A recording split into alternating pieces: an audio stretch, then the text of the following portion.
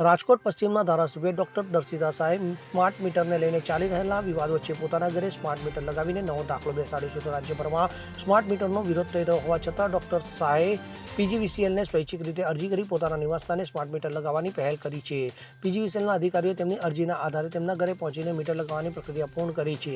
તો ડોક્ટર શાહે જણાવ્યું કે સ્માર્ટ મીટરથી વીજળીનો વપરાશ પારદર્શી રીતે નોંધાય છે અને તેમાં કોઈ ગડબડી થતી નથી. તેમણે નાગરિકોને આ નવી ટેકનોલોજી અપનાવવા અપીલ પણ કરી છે, જેથી વીજ વપરાશનું ચોક્કસ ગણતરી થઈ શકે. જો કે રાજ્યના અનેક વિસ્તારોમાં સ્માર્ટ મીટરને લઈને લોકોમાં રોષ જોવા મળી રહ્યો છે. તો વડોદરા અને સુરેન્દ્રનગર જેવા શહેરોમાં અતિશય બિલોની ફરિયાદોને કારણે વિરોધ ઉગ્ર બન્યો છે. જ્યારે ડોક્ટર દર્શિતા શાહનું આ પગલું લોકોમાં સ્માર્ટ મીટર પ્રત્યેની ગેરસમજ દૂર કરવાનો પ્રયાસ માનવામાં આવે છે. તેમના આ નિર્ણયથી રાજકોટમાં સ્માર્ટ મીટર અંગે ચર્ચા વધુ તીવ્ર બની છે. શું કહેશો? લોકો તો કહે છે કે સ્માર્ટ મીટરમાં ક્યારેક ગડબડી થઈ જાય છે, ઓછું બિલ આવે છે, લાઇટ કપાઈ જાય છે.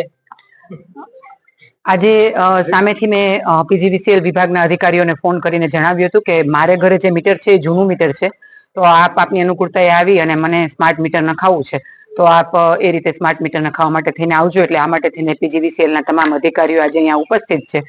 અને સ્માર્ટ મીટરને લગત લોકોમાં જે ગેરસમજ છે, જાગૃતિનો જે અભાવ છે, એ સંદર્ભે હું વાત કરું તો જ્યારે આપણા વડાપ્રધાન આદરણીય નરેન્દ્રભાઈ મોદી સાહેબ રિન્યુએબલ એનર્જી માટે આટલું કામ કરે છે, પર્યાવરણ સુરક્ષા માટે આટલું કામ કરે છે, ડિજિટલ ઇન્ડિયા માટે આટલું કામ કરે છે, અને વિકસિત ભારતનો જ્યારે આપણે સંકલ્પ લઈ રહ્યા છીએ, ત્યારે સ્માર્ટ વીજ મીટર એ સ્માર્ટ સોલ્યુશન છે.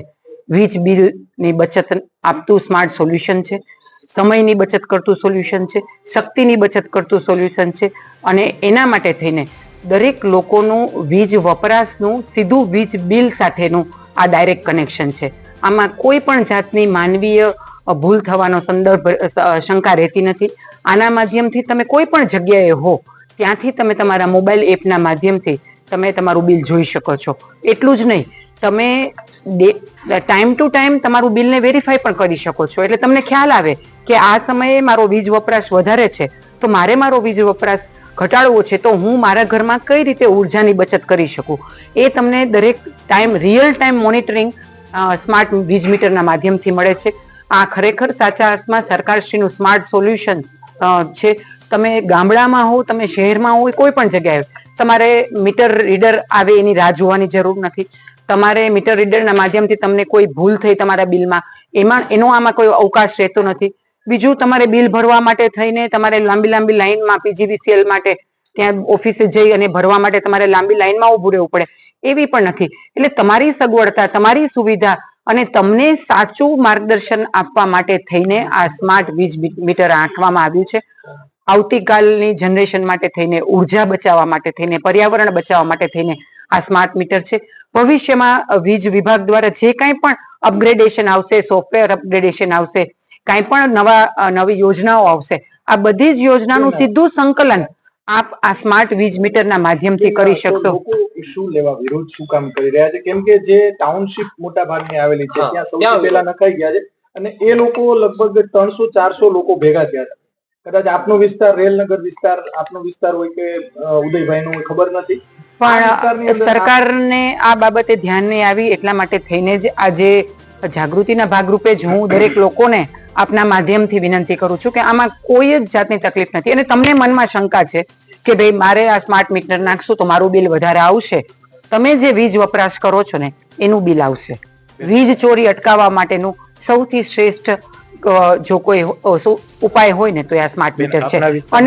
અને એટલા માટે થઈને આ સ્માર્ટ મીટર નાખવામાં આવ્યા છે. અને છતાં પણ સરકારે લોકોને એક ઓપ્શન આપ્યો છે કે તમને એમ લાગતું હોય કે સ્માર્ટ મીટર નાખવાથી તમારું બિલ વધારે આવે છે, તો સરકાર બાજુમાં તમને જૂનું તમારું ચેક મીટર પણ રાખી દે છે, કે જેથી કરીને તમે ટાઈમ ટુ ટાઈમ બંને જ વસ્તુ તમે મોનિટર કરી શકો, તમે જોઈ શકો, તમને સંતોષ થાય કે ના હવે આ સ્માર્ટ મીટર છે એ સાચું છે, ત્યારે સરકાર એનું ચેક મીટર ઉતારશે. બાકી ત્યાં સુધી સરકાર એનું ચેક મીટર પણ રાખવા. આપના વિસ્તારમાં કેટલા લાગ્યા છે? મારા વિસ્તારમાં 28,000 થી પણ વધુ લાગ્યા છે.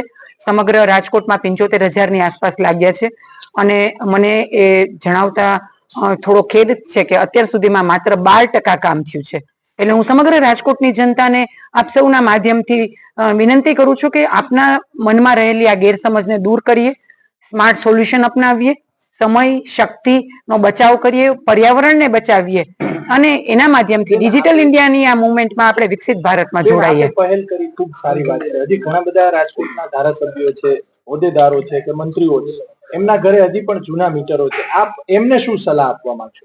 હું કોઈને સલાહ આપવા માંગતી નથી, પરંતુ ઘણી વખત એવું થતું હોય કે સમય સંજોગોને લીધે થઈને કદાચ એ લોકોના ઘરે બાકી હોય. બાકી હું એવું માનું છું કે અમારા ભારતીય જનતા પાર્ટીના કોઈ પણ લોકોને આ બાબતે કોઈ પણ વિરોધ ન જ હોય. પરંતુ જેમ મેં તમને કીધું કે મેં સામેથી પીજીવીસીએલ વાળાને કેવડાવ્યું કે ભાઈ મારા ઘરે નથી તો તમે મારા ઘરે નાખવા આવો, બરાબર. તો એ રીતે પીજીવીસીએલ ની પણ પોતે પોતાની રીતે એની કાર્ય કરતું હોય. એટલે ઘણી વખત સમય સંજોગોના હિસાબે ક્યાંય નાખવાનું બાકી રહી ગયું હોય, પણ બધા જ આ સાથે સહમત છે. Bureau report CN24 news. હવે જુઓ દેશ દુનિયાની તમામ ખબરો તમારી આંગળીના ટેરવે. ઉઠાવો મોબાઈલ અને Google Play Store પરથી ડાઉનલોડ કરો અમારી CN24 ન્યૂઝ મોબાઈલ એપ.